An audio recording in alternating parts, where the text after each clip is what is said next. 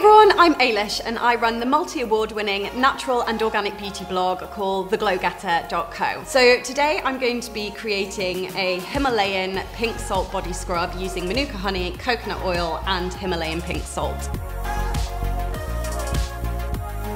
The reason Manuka honey is so amazing is because it's a humectant, which means that it draws moisture from the air into your skin, but then it also keeps the moisture in there as well. So I'm firstly going to use the Himalayan pink salt. 1, 2, 3, and then finally 4. So next we're going to add in the Manuka honey. We're just using a tablespoon of this here as well. Don't be afraid to get your hands dirty with this. And then finally we're going to use some of the organic coconut oil here.